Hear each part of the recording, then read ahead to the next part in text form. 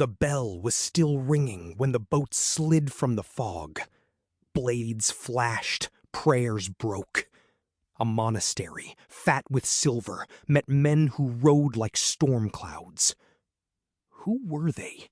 Farmers turned thunder, whose sails could split a kingdom's sleep in a single tide. They came from a teeth-cut coast, where winter bites and forests hold the wind. Narrow farms clung to rock, fjords raked the land, and hunger carved ambition. In fjord-shadowed valleys, kinship and craft grew hard as iron. The North taught patience, and the courage to gamble everything. Their revolution was wood and will. Clinker planks overlapped like scales, keels shallow as a whisper. A square sail, tough as woven night, turned oarsmen into storms. Light enough to drag across land, stable enough to kiss ocean swells, the longship made distance obey. Jarls with wealth, free farmers with pride, and thralls without a vote.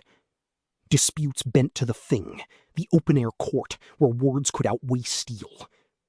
Oaths bound men to lords, gifts forged loyalty, and honor braided it all. At first, raids were lightning. Smash the bell, snatch the hoard, vanish before dawn. Frisia's markets bled, Northumbria wept, and the Frankish coast learned to fear sails on the horizon. Churches held treasure and few swords. The sea became a door with no lock. Then winter stopped being an enemy. Camps hardened into river forts, and raiders turned neighbors.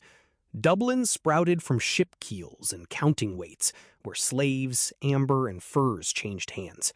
What began as thunder became a season, and sometimes a home. In England, a tidal wave took a name, the Great Heathen Army. Towns fell, fields changed masters, and a new lawland spread, Danelaw. One king refused to sink. Alfred fought in swamps and scripture, then taught England to breathe behind walls and ships. Paris felt the oars. A chieftain, Ragnar, say the sagas, lashed ships on the Seine and bit the city's purse. Bridges burned, fear paid ransom, and a river kingdom learned stone can float only so long against wood that rose. Silver flowed east to north like a second sea. Along river spines, traders bartered furs and slaves for dirhams and silk. An Arab envoy watched them wash the dead with frankness that stung. To these river kings, wealth was a road, not a room. In the thick forests of the east, Norse crews became rulers and toll keepers. Towns rose where portages ended. They were called Rus, and their capital moved from lakes to river crowns, weaving Slavic, Finnic, and Norse threads into a new cloth of power. Some sailed past the Black Sea into a city of gold mosaics and iron law. The emperors hired these northern giants as their oath swords. In purple corridors, axes guarded thrones, and foreign tongues echoed beneath domes that felt like captured sky. How did they find the way? Sun, swell, bird flight. A mind that read water like script. A calcite sunstone in a palm. A raven released toward land. The bite of wind felt through a sail. The ocean was a map if you learned its grammar. At home, women held keys, literally to the storehouse, and figuratively to the farm's fate. While ships ranged, they managed land, cloth, and law. Sagas boast of shield-bearing heroines, but the daily heroism was steadier. Barley measured, looms beating time, households governed with iron grace. Their cosmos sprawled across a holy tree, whose roots drank from frost and fire.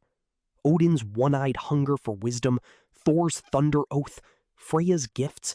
Gods were neighbors and storms.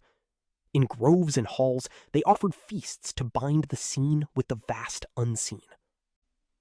Death was a departure you could pack for. Cremation lit the sky, ship burials sailed soil instead of sea. The dead carried swords, brooches, combs, even sleds. A queen once went to earth in carved extravagance, her vessel sealed with art and grief. Valhalla with 500 doors, where chosen warriors wake to fight, die to rise, and feast on endless roast with mead poured by Valkyries. Others found Freya's field or Hell's quiet realm. Courage decided the company. On fields of wet grass, men howled like animals and cut like carpenters. Berserkers, whether frenzy or fable, terrified foes. Mail, axes, spears, shields linked into a moving wall. No horns crowned helmets. Iron was for work and war, not theater. Skill, not costume, made fear. In timbered halls, skalds hammered memory into meter. Law was spoken aloud, vows flared in lamplight, and feasts sealed truces.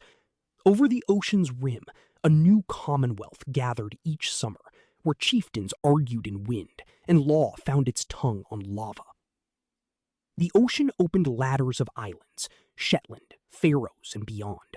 Families packed livestock, stories, and soil in boats, then built new hearths where puffins nested.